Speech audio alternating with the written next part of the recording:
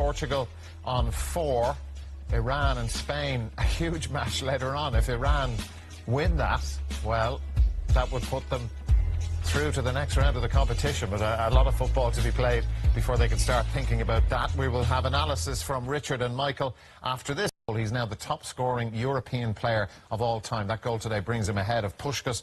He's a little bit more to catch Ali Dai, who's the world record holder with 109 goals. But Ronaldo certainly enjoyed today. And I suppose, guys, look, like his day and the Portuguese team, it started real well and then maybe dipped down a bit. Is that a fair comment, Michael? Yeah, they had a great start to the game. Couldn't have started any better for them to get themselves ahead. But they were conservative in their approach, I thought, after that. The Moroccans had a good reaction to going behind in the first half. But the second half of the game, I thought, was poor. Morocco never really looked like they could open Portugal up from open play. They had chances, half chances from set pieces, and as I say, Portugal were able to see the game out, but the second half was a bit of a disappointment overall. Look, Richard, you can spin this two ways. Morocco created 16 scoring chances. They only hit the target 4 times. They had 54% of the ball. Now, credit to Morocco, or do you have a go at Portugal for giving them that much of the ball and allowing them to have those opportunities against bigger teams, more clinical teams? Portugal will be punished, surely. They will be.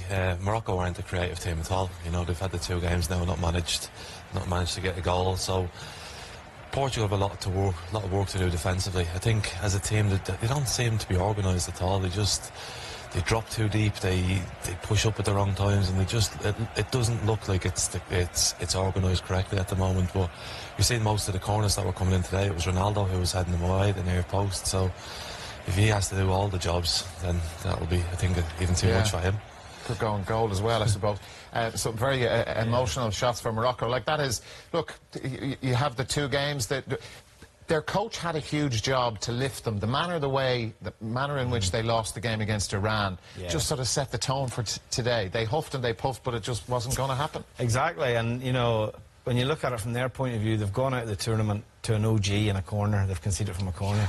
That's what's cost them, for a team that came into the competition that didn't concede a goal. So it is, I can understand, you know, the reaction, the emotions that they have, because they'll look back and they'll think, how did we lose the game against Iran? And obviously they'll look back at today's game and think, you know, they probably should have taken something from the game. They'll look back at the set piece. I think they had grievances over the set piece. They felt that it was a foul by Pepe, where he runs into the player that's defending the front post area. I think the coach was having some sort of dialogue with the referee at half-time about that as well. So they probably have a grievance on that, you know, and these are the things that I suppose they'll look at and say, well, why did we not go to VAR in that situation and look at that? But it's a sad way to go out of the tournament, really, when you think of the nature of the goals you've conceded. Yeah, when you put it that way, it's awful, actually. Yeah, it really is. You know, and that's it over, you know. 4 years, all the build-up, all the hype in your country to get there. And obviously, you know, it's an OG in a corner that puts you out. Richard, what about Portugal going forward now? Because we began our show today talking about them as genuine contenders to win the World Cup. And when you looked at them, everybody can have a bad day, of course. But when you looked at them there, you're thinking, can they get their hands on that trophy in the middle of next month with that defence and a midfield that allows pressure on the defence? It's not too dissimilar to what they've done at the Euros. You know, they're happy enough to do it, and they can play that way, and they're used to it. I think today they got in front very early, and they just contained Morocco. They didn't let them do that, and most of the chances they conceded were set pieces, which are going to cause most teams problems, I think, in this tournament. But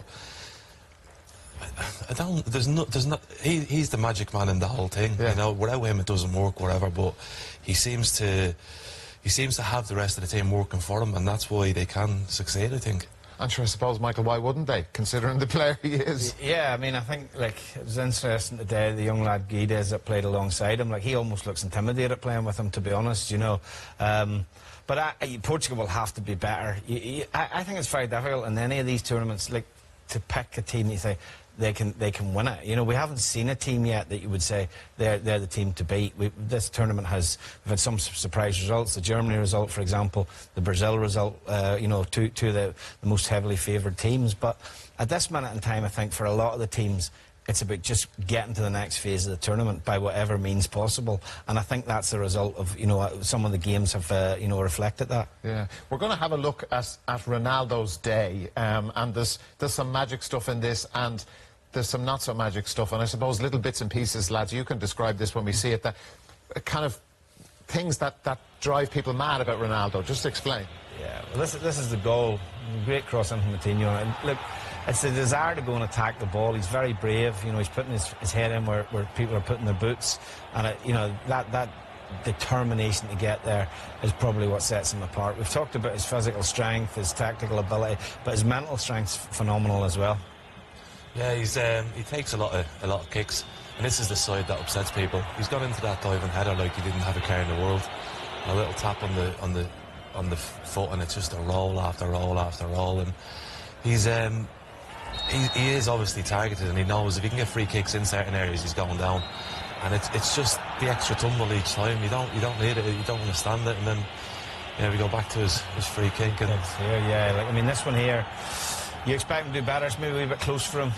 This is one where he actually gets up after rolling about on the ground, and the chance comes to him. Again, it's great. It's a really poor attempt, great pass, and Ronaldo comes up and smashes it high and wide. And again, another free kick where it goes into the wall. And then a terrible tackle. Nearly broke his leg. Yeah.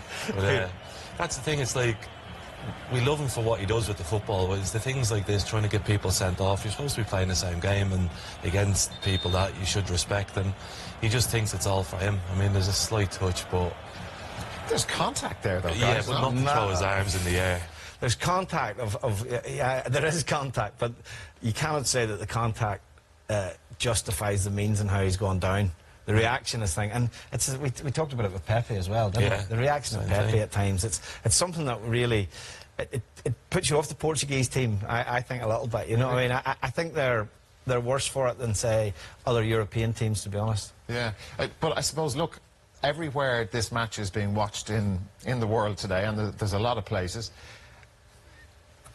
you know, studio discussions like this will be about him, and that's the way I would imagine he loves it.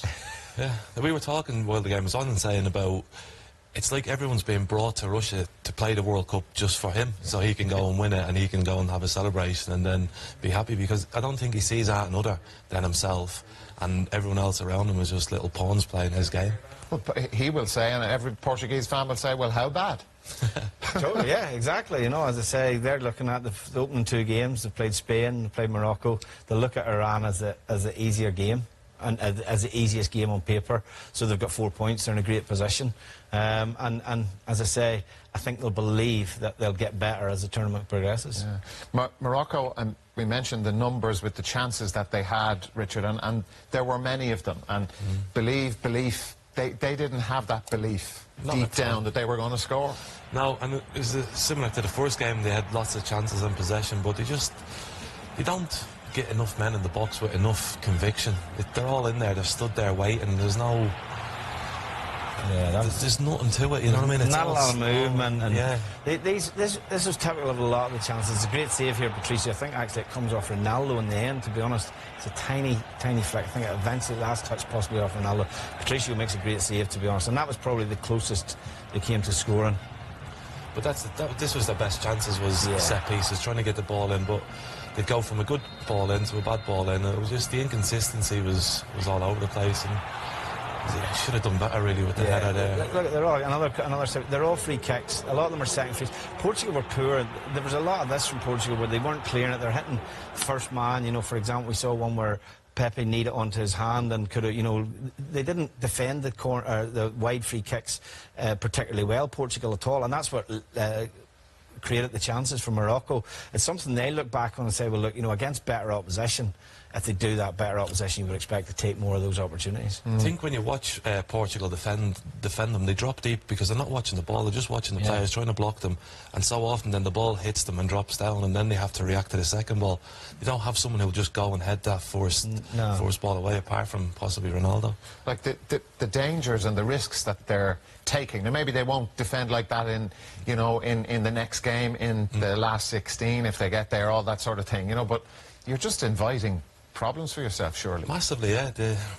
They can't do it. I mean, Morocco can't score a goal to save their lives, but they're giving away these opportunities, and once the better team gets it, they will be in trouble. And I can't understand it, because the ball's there to be won. They're all big lads at the back, and they just wait and they push and they're trying to foul different people, and eventually they'll come across. If Santos looks back at the game, which obviously they will do, and they'll look back at the opportunities that Morocco had, they'll see the pattern of the game and say, look, we need to stop giving away free kicks in this area, and if we do give them away, we need to defend them better than what we have. It wasn't like they were defending against a team with a real aerial threat either, like a real big physical presence. Free kicks in this area, and if we do, we need to find better than what we have.